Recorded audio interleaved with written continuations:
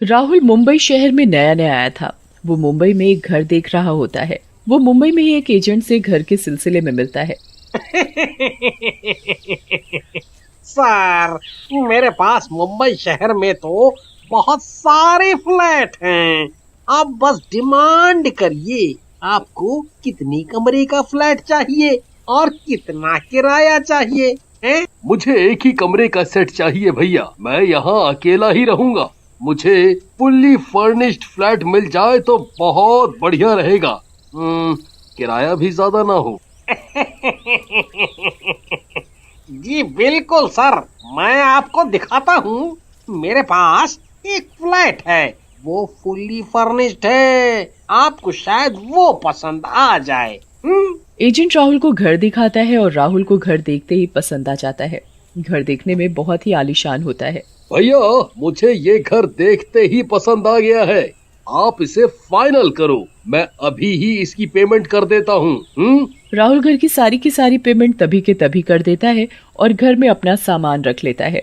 घर में सामान रखने के बाद चलो अब थोड़ा नहा धो लूं, फिर माँ को वीडियो कॉल करके ये घर दिखाऊंगा। राहुल नहाने चला जाता है। कौन है? राहुल पीछे मुड़कर देखता है पर पीछे कोई नहीं होता। लगता है ये मेरे मन का वहम है। मैं इस घर में नया नया आया हूँ, इसलिए मुझे लग रहा है मेरे पीछे कोई खड़ा है। चलो अब जल्दी से नहा लिया जाए, फिर माँ से भी तो बात करनी है। ठंडे ठंडे पानी से नहाना चाहिए। राहुल जल्दी जल्दी नहा लेता है और अपनी माँ को वीडियो कॉल लगाता है। नमस्ते माँ। माँ, मुझे मुंबई में नया घर मिल गया है। देखो, ये है मेरा घर। राहुल पूरे घर में घूम घूम कर अपनी माँ को घर दिखाई रहा होता है कि तभी राहुल की माँ को वीडियो कॉल में एक साया दिखता है। बेटा राहुल, ये तुम्हारे सोफे के पास क्या है? कुछ भी तो नहीं माँ। नहीं बेटा, ध्यान से देखो, कोई आदमी है क्या तुम्हारे कमरे में तुम्हारे साथ? अरे नहीं माँ, तुम कैसी बात कर रही हो? अभी तो मैं नया नया यहाँ मुंबई शहर में आया हूँ। घर तो मैंने अभी लिया है और लेने के साथ ही तुम्हें सबसे पहले दिखाया है। मेरे कमरे में भला कौन होगा?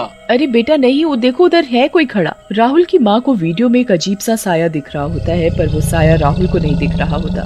राहुल इस बात से बिल्कुल अनजान होता है कि जिस फ्लैट में वो रह रहा है उसमें एक चुड़ैल का साया है। राहुल की माँ राहुल को बोल ही रही होती है कि वो एक साया है, तभी वो साया वहाँ से गायब हो जाता है। देखो बेटा, वैसे तो ये घर दिखने में अच्छा लग रहा है, पर इसमें मुझे अजीब सा डर लग रहा है, जैसे तुम वहाँ पर सुरक्षित नहीं हो। अरे माँ, ऐसा कुछ नहीं है। ये आपके मन का वहम है। मैं कभी आपसे दूर नहीं रहा ना, इसलिए आपको मेरी ज्यादा फिक्र हो रही है। राहुल अपनी माँ से बात करता है। माँ, मैं आज बहुत थक गया हूँ। मैं अब बस थोड़ा खाना बनाकर खाऊंगा और जल्दी सोने चला जाऊंगा। आप भी अपना ख्याल रखना। ठीक है बेटा, अपना ध्यान रखना, अच्छे से खा पी के सो जाना और कोई दिक्कत परेशानी लगे तो मुझे फोन कर लेना। जी माँ जी। राहुल अपनी माँ से बात करके फोन रख देता है। ओहो, अरे मुझे बहुत जोरों से भूख लगी है। मैं अब जल्दी से कुछ बना लेता हूँ और फिर सो जाऊंगा। मुझे बहुत जोरों से नींद भी आ रही है। राहुल रसोई में खाना बनाने लगता है। राहुल सब्जी काट ही रहा होता है कि तभी उसे फिर से महसूस होता है कि उसके पीछे कोई खड़ा है और उसका हाथ पकड़कर कोई उससे जबरदस्ती सब्जियां कटवा रहा है। अरे ये मेरा हाथ रुक क्यों नहीं रहा है? मैं तो सब्जी ना काटने की कोशिश कर रहा हूँ। ये मेरे साथ क्या हो रहा है? राहुल अपना हाथ रोकने की बहुत कोशिश करता है, पर उसका हाथ नहीं रुकता और सारी सब्जियां काटने के बाद ही राहुल का हाथ रुकता है। राहुल ये वाकया देखकर बहुत हैरान हो जाता है। अरे अरे अरे, ये मेरे साथ क्या हो रहा है? मैं तो खुद ही नहीं समझ पा रहा। मेरे साथ आज तक तो ऐसा कभी नहीं हुआ। लगता है मैं आज ज्यादा ही थका हुआ हूँ, इसलिए मेरे दिमाग में ये सब उल्टे पुल्टे ख्याल आ रहे हैं। राहुल खाना बनाता है और खाकर सोने चला जाता है। राहुल गहरी नींद में होता है कि तभी राहुल के कमरे में लगा टीवी चल पड़ता है। अरे ये टीवी कैसे चल गया? लगता है मैं शायद चलाकर ही सो गया था। मुझे ऐसे ही आंख लग गई होगी। चलो अब इसे जल्दी से बंद कर दूं और फिर सो जाऊं। राहुल टीवी को बंद करता है और सोने चला जाता है। राहुल इन सब बातों से अनजान, पर राहुल को क्या पता था कि ये सब वाकया खुद नहीं हो रहा बल्कि राहुल के फ्लैट में चुड़ैल करवा रही है। राहुल अगले दिन उठता है और नहाकर नाश्ता कर ऑफिस चला जाता है। शाम को जब राहुल घर वापस आता है तब वो अपने फ्लैट में एक अजीब सी हरकत महसूस करता है। राहुल के लिए चुड़ैल खाना बनाकर रख देती है। अरे ये खाना किसने बनाया? कौन है आखिर जो मेरे घर पर मेरे पीछे से आ रहा है? चुड़ैल ने खाने में चिकन बनाया होता है। अब तो ये बात बहुत ज्यादा बढ़ गई है। मुझे मकान मालिक से जाकर पूछना ही पड़ेगा आखिर कौन है जिसको उन्होंने मेरे घर में आने की इजाजत दी है, वो भी मेरे पीछे से। राहुल अपने मकान मालिक के पास जाता है और उनसे पूछता है, मुझे आपसे कुछ जरूरी बात पूछनी थी। जी बेटा पूछो। जब मैंने आपका फ्लैट किराए पर ले रखा है तो आपने मेरे फ्लैट में किसी और को आने की इजाजत कैसे दी?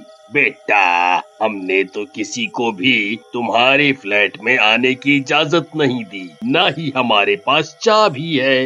हमारे पास तो एक ही चाबी है, वो भी हमने आपको दे दी। राहुल मकान मालिक की बात सुनकर बहुत हैरान हो जाता है। अगर मेरे फ्लैट की चाबी किसी और के पास नहीं है तो मेरी रसोई में खाना बनाया किसने?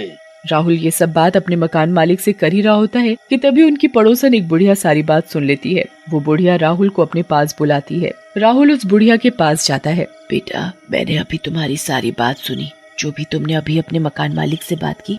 जी अम्मा, मैं तो बहुत परेशान हूँ, मुझे कुछ समझ नहीं आ रहा। मैं आखिर करूँ तो क्या करूँ? मैं तो मुंबई शहर में भी नया आया हूँ। मैं ये सब बात माँ को भी नहीं बता सकता। अगर मैंने उन्हें ये बात बता दी तो वो टेंशन में ही मर जाएंगी। मुझे आप बताओ, मैं करूँ तो करूँ क्या? बेटा वो जो फ्लैट तुमने लिया है वो खतरे से खाली नहीं है। क्यों अम्मा, क्या हुआ? उस फ्लैट में एक औरत की मौत हो गई थी कुछ साल पहले। उस औरत को उसके पति ने जान से मार डाला था क्योंकि वो गर्भवती थी और उसने एक लड़की को जन्म दिया था और उसका पति एक लड़का चाहता था। लड़के की चाहत में पति ने अपनी बीवी को जान से मार डाला। वो तभी से उस जगह घूमती है और सबको परेशान करती है। वो चुड़ैल किसी को भी उस फ्लैट में टिकने नहीं देती। अब मैं क्या करूं? ना तो मेरे पास पैसे हैं कि मैं किसी नए घर में चला जाऊं और ना ही ये सब बात मैं अपनी माँ को बता सकता हूँ। वो बहुत परेशान हो जाएंगी। आप ही बताओ अम्मा, मैं क्या करूँ? हाँ बेटा, है मेरे पास एक इलाज, उसी से तुम्हारी जान बच सकती है। नहीं तो वो चुड़ैल तुम्हें नहीं छोड़ेगी और तुम्हें जिंदा मार डालेगी। तुम वैसे भी लड़के हो और उस चुड़ैल की मौत लड़का ना होने की वजह से ही हुई थी। वो तो तुम्हें किसी भी हालत में जिंदा नहीं छोड़ेगी। बताओ अम्मा, मैं क्या करूँ? कल सुबह 4 बजे उठकर तुम छोटी वाले बाबा के मंदिर चले जाना। उन्हें तुम जाकर सारी बात बताना, वो तुम्हारी परेशानी का हल जरूर करेंगे। राहुल उस रात अपने घर जाता है और सारी रात हनुमान चालीसा पढ़ते पढ़ते निकाल देता है। वो अगले दिन सुबह 4 बजते ही छोटी वाले बाबा के पास पहुंचता है और उन्हें सब बताता है। बाबा राहुल को एक रक्षा कवच देते हैं और गंगा जल को पूरे घर में छिड़कने को कहते हैं। राहुल घर जाकर सारे घर में गंगा जल छिड़क देता है। गंगा जल छिड़कने के साथ ही चुड़ैल जल जाती है और राहुल को वहाँ कोई दिक्कत नहीं आती।